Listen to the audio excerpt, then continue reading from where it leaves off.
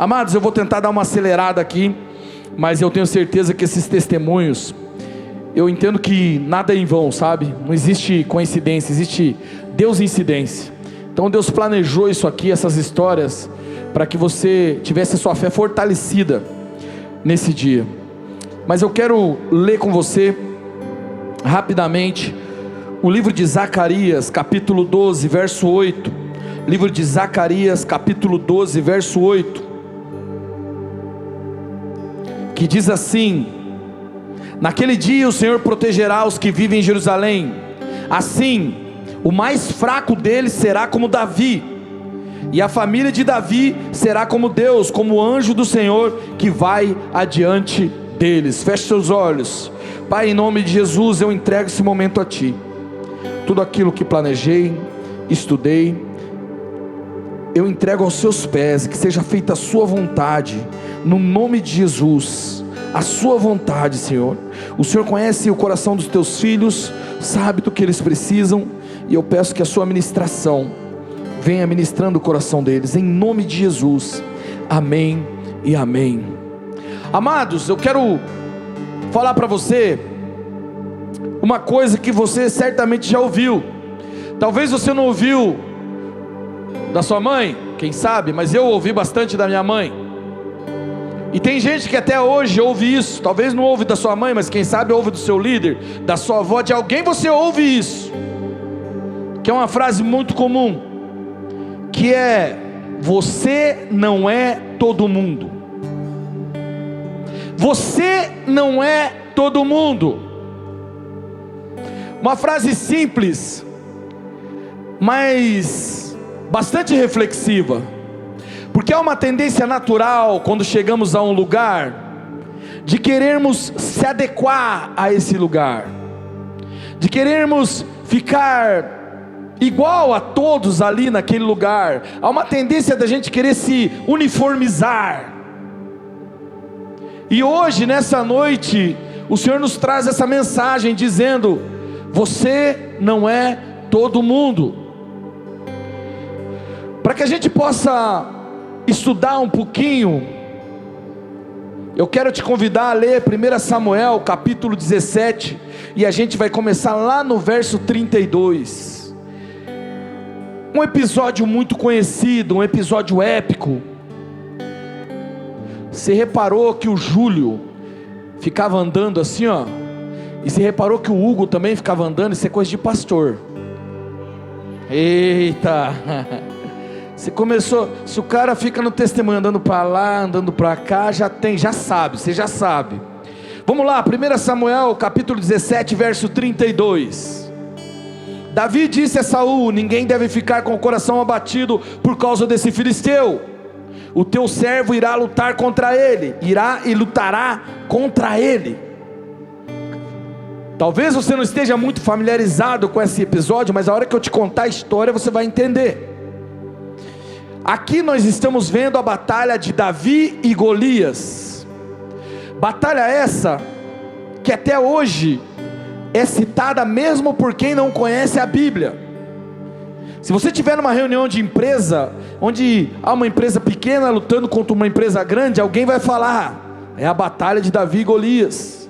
Se você estiver num estádio de futebol e tiver uma seleção super forte lá, e outra bem fraquinha, alguém vai falar: é a batalha de Davi contra Golias. A batalha de Davi contra Golias ficou muito famosa porque Davi não tinha condição de vencer aquela batalha. Davi não tinha porte físico para vencer aquela batalha. Davi era um menino franzino. Davi não dava nem para colocar do lado de Golias. Golias tinha cerca de 3 metros. A armadura de Golias pesava 60 quilos. Dá para imaginar isso? Pensa um saco de cimento, você tem que andar com esse saco de cimento. Então você imagina a robustez de Golias, como ele devia ser forte, além de grande, deveria ser muito forte. E Davi está ali naquele lugar, porque na verdade ele foi entregar comida. Ele não era um guerreiro. Mas para que você entenda um pouquinho, quando você lê lá, e eu te convido para ler, 1 Samuel 17, leia, releia, leia, releia, necessário a leitura desse episódio, para que você possa enfrentar os desafios da vida, para que você possa entender que você não é todo mundo. Sabe, quando Davi está chegando para o rei Saul aqui, dizendo: ninguém deve ficar com o coração abatido por causa desse filisteu, o teu servo irá e lutará contra ele. Gente, o que está acontecendo aqui é uma situação no mínimo constrangedora, porque o rapaz que está falando isso é um menino, ele não é um guerreiro, ele não tem no seu currículo grandes lutas na guerra. Ele chegou ali para entregar comida. O pai dele, Jessé, mandou ele entregar comida. Na verdade, quando você estuda um pouquinho a história, você sabe que antes desse episódio, muito provavelmente Abner, que era o capitão daquele exército, deva ter passado na casa de Jessé para escolher pessoas para regimentar para o exército de Israel. Era uma honra você ter alguém da sua casa representando o país, lutando pelo seu país, disposto a morrer pelo seu país. Mas Abner não chamou Davi, porque a Bíblia diz que só os 3 irmãos mais velhos de Davi estavam. Davi era mais novo, talvez Davi nem estava lá quando Abner passou, talvez estava no pasto. E agora, o pai de Davi fala: vá levar comida para os seus irmãos, e lá eu quero que você pergunte para saber como estão os seus irmãos, como está tudo lá. E Davi vai lá, e no momento que ele está lá, ele ouve o gigante Golias, que está há cerca de 40 dias ameaçando o exército de Israel. A palavra conta que ele sai das fileiras. Ele fez isso quando ele começou, ele saiu das fileiras dos filisteus e diz: ei, é o seguinte, arrumem alguém para lutar contra eu aqui, e se eu perder, o meu povo te serve, mas se aquele que vai te representar perder, então vocês nos servem. Ele vem e faz esse assunto, faz esse desafio para o povo de Israel, e nenhum dos guerreiros se levantam para enfrentar aquele cara com 3 metros lá do outro lado do vale. Todos ficam com medo, até mesmo o rei Saul, afinal ninguém vai enfrentar. E sabe o que acontece? Dia após dia, 2 vezes por dia, esse cara vai e faz essa ameaça. Mas todo mundo está com medo, diz a palavra. Depois você pode ler, eu não vou puxar aqui porque não vai dar tempo, mas depois você pode ler, você vai ver que eles ficaram amedrontados, eles temeram. Mas chega um menino que foi fazer entrega, e de repente vê nesse desafio uma oportunidade. E aí esse menino chega para o rei e faz essa fala. Você entende o que isso significa? Tenta imaginar a situação: há um exército, todo mundo lá, bravos guerreiros, lutaram, treinaram, e de repente chega um menino que é de fora do rolê e fala assim: vocês não precisam ficar assustados não, deixa comigo, vou resolver essa parada para vocês aí. Rapaz, os caras estão há 40 dias lá, com bravos guerreiros, e ninguém se dispõe a enfrentar. Mas Davi não, Davi se apresenta. E a reflexão que eu quero propor nesse trecho aqui é que Davi não era todo mundo, porque se ele fosse todo mundo, ele iria se esconder igual todo mundo estava se escondendo. Talvez, se nós trouxéssemos Davi aqui para aconselhar, você, e fizéssemos uma roda, e ele apresentasse os fatos, sabe o que a gente diria? Davi, não se mete nessas tretas não, você tem que parar de arrumar essas tretas, Davi. Olha o tamanho do homem lá, rapaz, faz isso não.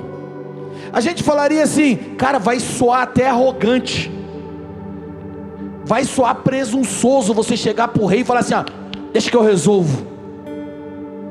Qualquer pessoa com o mínimo de senso ali iria até reprimir Davi, como o próprio Eliabe reprimiu. Eliabe, o seu irmão. O seu irmão fala assim: cara, o que você está fazendo aqui? Aí Davi fala assim: cara, não posso perguntar? Dá licença. E segue o jogo. E vai falar com o rei Saul. Eu quero te dizer, em nome de Jesus, você não é todo mundo. E sabe, eu falo, você não é todo mundo, porque fica mais atraente para você. Mas enquanto eu vinha para cá, eu fiquei pensando que na verdade, talvez o título dessa mensagem deveria ser santidade. Sabe por quê? Santo significa ser separado. Ser santo é ser separado, é não ser todo mundo. Toda vez que você ouvir isso, você não é todo mundo, lembre-se, você é santo, você é separado. Você não tem que agir como todo mundo age. Se Davi tivesse agido como todo mundo estava agindo, ele ia ficar com medo. Mas você vê que Davi não apresenta nada de medo. Pelo contrário, ousado. Alguns diriam até abusado. O rei Saul rapidamente diz assim: ah, meu Deus, é cada uma. Eu fico imaginando, né? Na minha linguagem da Bíblia eu teria colocado assim, ó, Davi, Saul, é cada uma que me aparece. Pai, dá uma olhadinha no espelho. Ele falou: não, menino, você é só um menino. Você é um garoto, cara. Esse homem é um guerreiro, treinado, preparado. Não dá para você não. Mas aí Davi conta uma história para Saul. Davi fala assim: ó rei, eu já enfrentei o leão e o urso, e esse Golias também vai cair, assim como o leão e o urso caíram.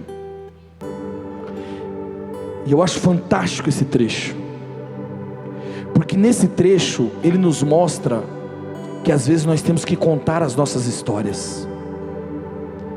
E nós tivemos 2 testemunhos aqui. Histórias mudam perspectivas. O rei Saul tinha uma perspectiva a respeito de Davi, mas quando ele ouve a história, a perspectiva muda. E nós temos que aprender aqui, porque às vezes a gente fala assim, ó, algumas pessoas falam assim, ó, não conta a sua história para ninguém, não conta, e a gente vai criando um negócio. Satanás é astuto, e ele começa a falar assim: não fica contando sua história, parece que você está querendo se promover, parece que você está querendo se fazer. Mas na verdade a sua história às vezes precisa ser contada. A sua história precisa ser contada. Veja aqui, Davi não conta a sua história para Eliabe. Eliabe, o seu irmão, tenta desanimá-lo, e ele não conta a história. Ele é poucas ideias para Eliabe. Ele faz assim: fala com a minha mão aqui, deixa eu falar com outra pessoa aqui, fala com quem resolve.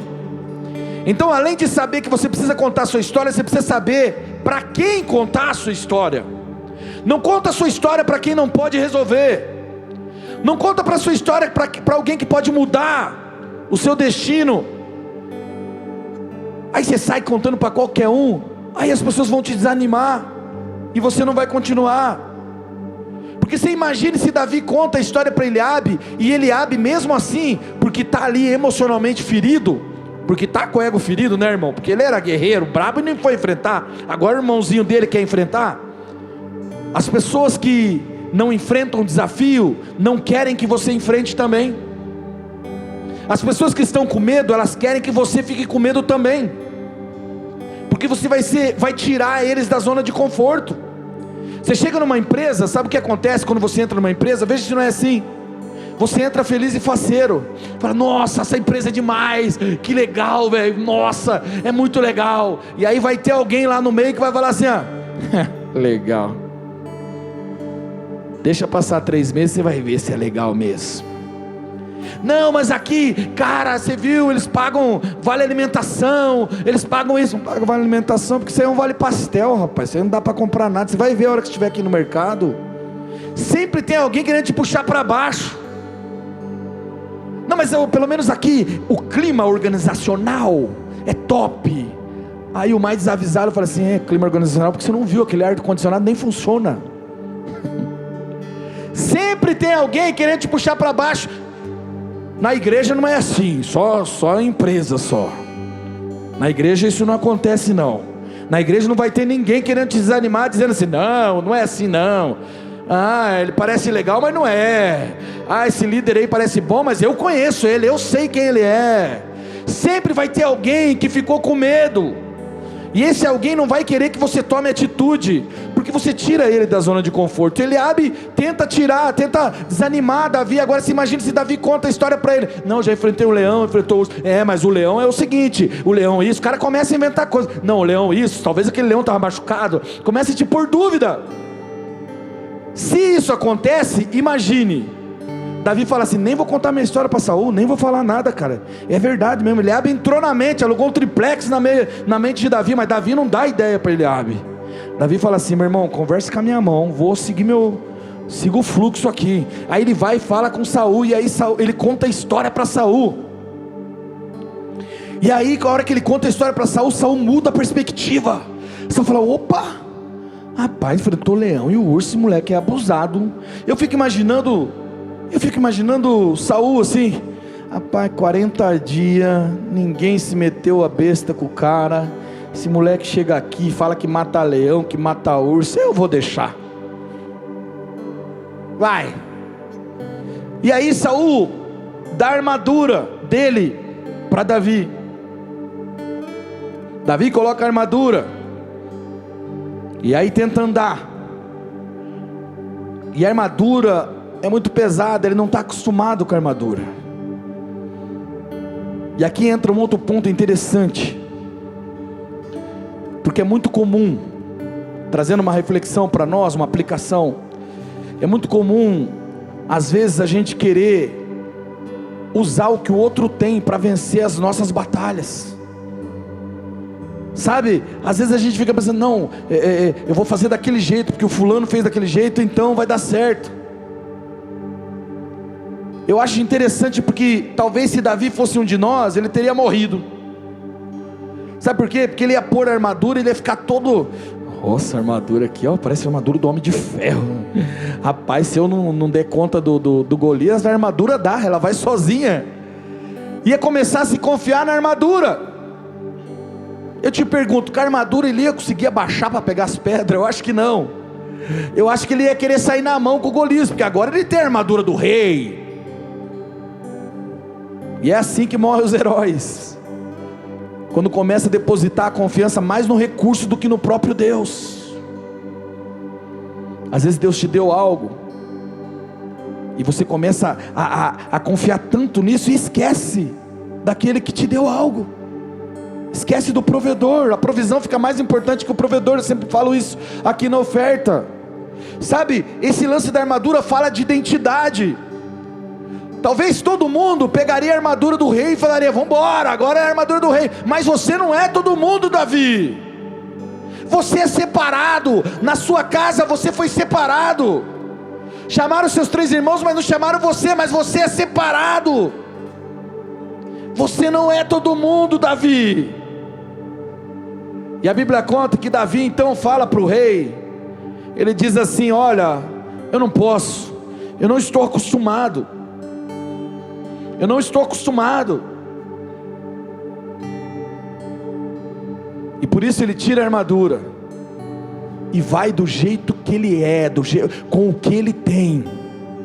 Ei, observe o que está nas suas mãos, porque a chave para a vitória na sua vida, Deus já proveu, está nas suas mãos. Pense em Davi pensando, pô, mas se tivesse uma armadura do meu tamanho, se tivesse uma armadura mais leve, mas se eu tivesse uma arma, mas se eu tivesse aquilo. Não, ele olhou o que ele tinha e falou, vai com o que tem mesmo. Às vezes alguns desafios na vida vai exigir que você fale isso, eu vou com o que eu tenho. Porque a vitória não estava no recurso, a vitória estava no Deus que Davi servia. Quando a gente esquece isso, amado, a coisa fica difícil. Sabe um outro ponto interessante, aqui até retrocedendo um pouquinho, é que Davi, quando fala do leão e do urso, me faz refletir. Eu sempre falo isso, eu acho que nós temos 2 tipos de vitória: a vitória particular e a vitória pública. Ele enfrenta o leão e o urso no secreto. O leão e o urso não tinha soldados vendo. O leão e o urso não tinha plateia. O leão e o urso era fazer por tinha que fazer, porque ele era pastor, era o papel dele. Ele fez o que tinha que fazer. Só que quando você enfrenta o leão e o urso no seu secreto, você tem coragem para enfrentar Golias no público. Escuta isso. Sabe por que às vezes você não enfrenta o gigante que se levanta lá do outro lado, que começa a te amedrontar? Porque você ainda não venceu o leão e o urso no secreto. Se você não vence no secreto, você vai ter medo de lutar no público. A palavra nos conta aqui nesse trecho ainda, que Davi, então, tira a sua armadura, e vai para cima do gigante. Eu fico imaginando que esse gigante, a hora que olhou Davi, o menosprezou, porque ele diz assim: você vem com pedra para cima de mim, quem que é você? Eu fico imaginando no pensamento de Golias, olhando Davi, cara, 40 dias ninguém se levantou, e a hora que levanta, olha lá quem está vindo, um menininho, quem é esse cara? E eu fico pensando nos soldados, dizendo assim, cara, um olhando para o outro e falando: Eliabe, olha lá teu irmão, cara, vai morrer lá, velho, olha só, poxa, todo mundo retrocederia, todo mundo ficaria com medo, mas Davi não era todo mundo. Davi não era todo mundo, assim como você não é todo mundo. Agora perceba que o gigante que se levanta lá, ele ficou 40 dias ameaçando, amedrontando. Nesses 40 dias, eu fico imaginando como esse gigante foi crescendo na cabeça daqueles que estavam sendo amedrontados por ele. Deixa eu te falar uma coisa, querido. Existem problemas, desafios que precisam ser enfrentados logo. Você fica deixando isso, falando: amanhã eu vou ter coragem, amanhã eu vou resolver, amanhã eu vou resolver. Isso vai aumentando e aumentando e aumentando, e o medo no seu coração vai tomando conta de você. Isso é o que todo mundo faz, mas você não é todo mundo. Você não é todo mundo.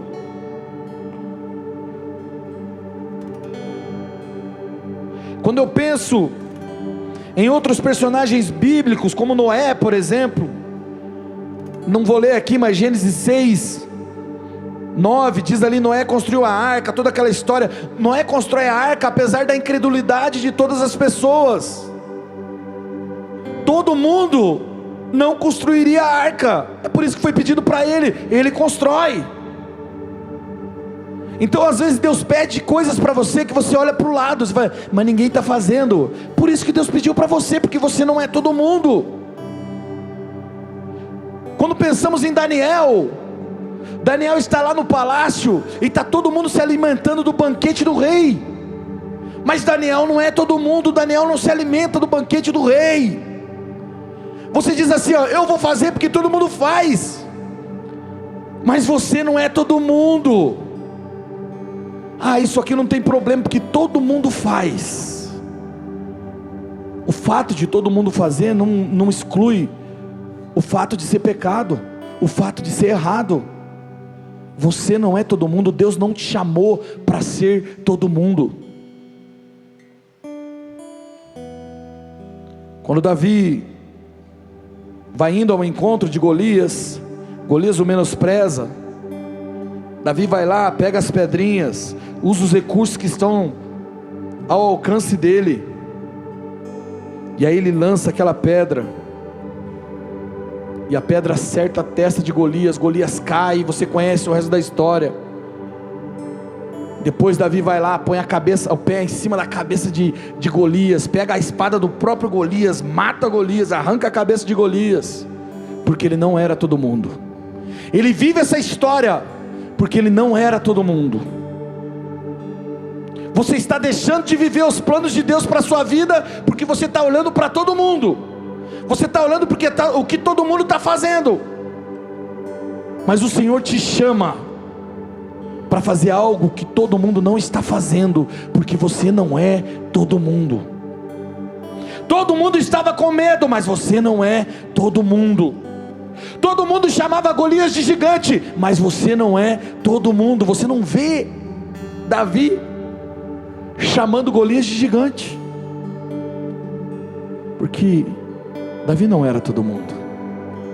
E sabe, se o Senhor te trouxe aqui nessa noite para ouvir essa palavra, é porque você não é todo mundo.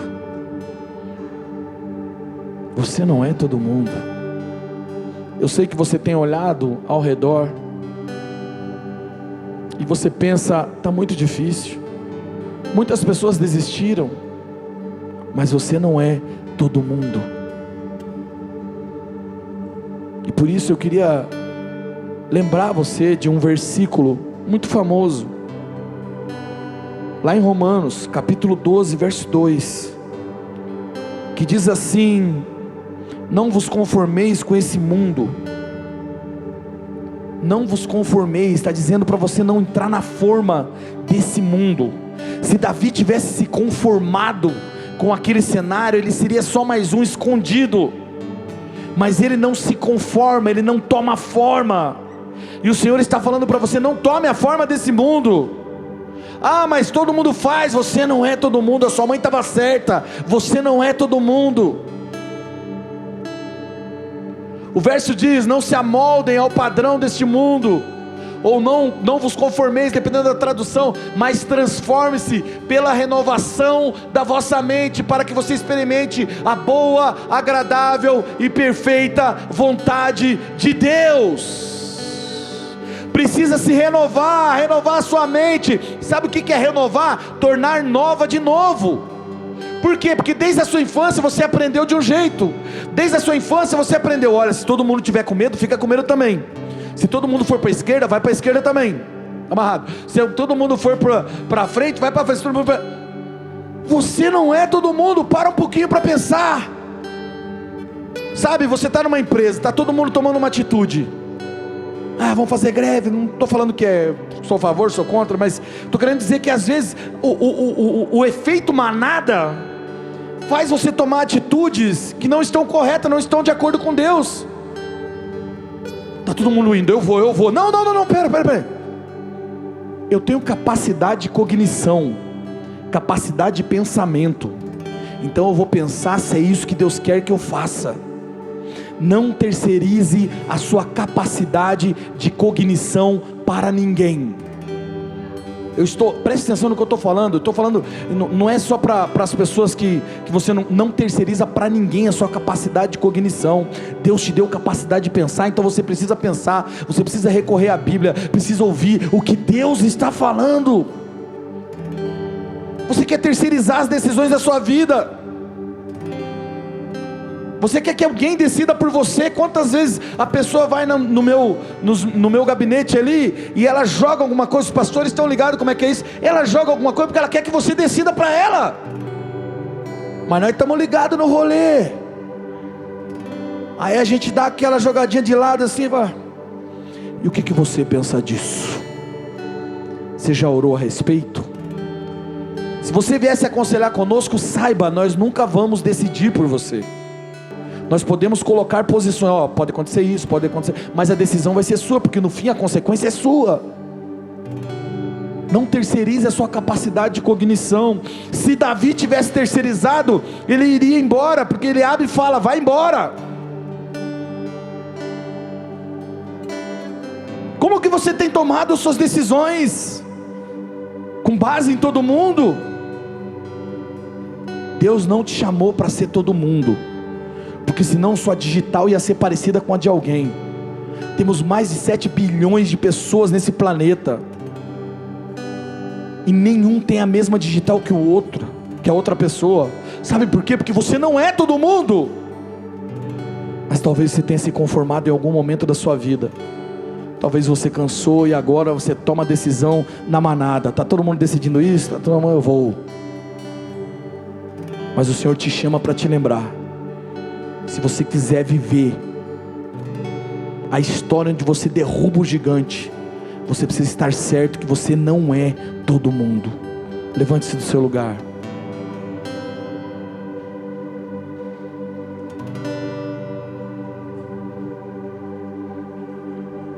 Eu quero orar rapidamente, mas eu queria concluir só lembrando a você, no final das contas a sua mãe estava certa, você não é todo mundo. Deus te criou para algo especial. Há um chamado que você carrega, há algo que você vai fazer que vai transformar a vida de pessoas. Sabe o que acontece quando Davi decide ser ele mesmo? Sabe o que acontece quando Davi decide seguir aquilo que ele acredita que é o correto? Ele mata Golias. Depois de ele matar Golias, sabe o que acontece? O povo de Israel, o exército de Israel se encoraja e vai para cima dos filisteus e ganha aquela guerra. Sabe o que isso significa? Isso significa que quando você aceita a sua identidade em Cristo Jesus e age de acordo com o que ela diz e não de acordo com o que a manada está dizendo, você influencia outras pessoas. Outras pessoas tomam coragem de assumir a sua identidade.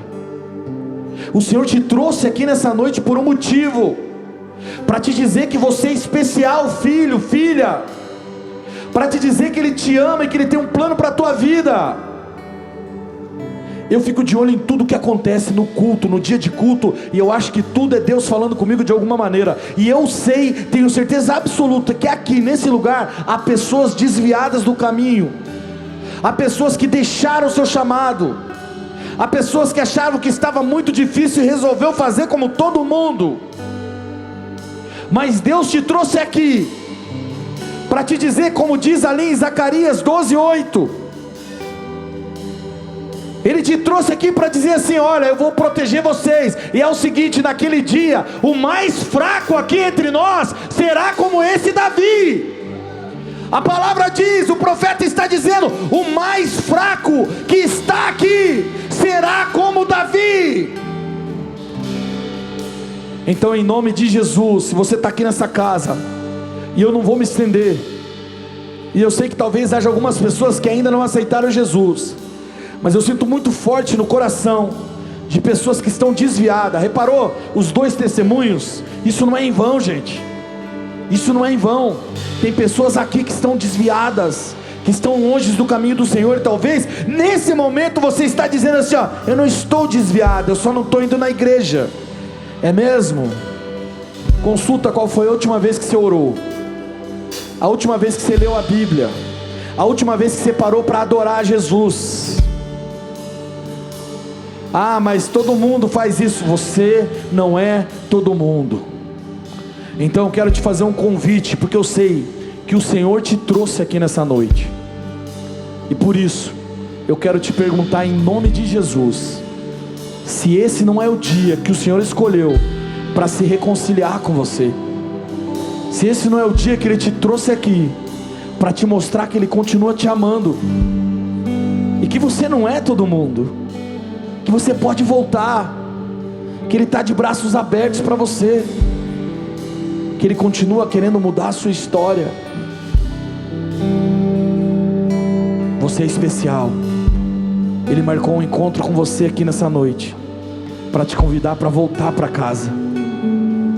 E quem sabe você está aqui também, nunca aceitou Jesus. Essa é uma ótima oportunidade para você declarar Jesus como Senhor na sua vida.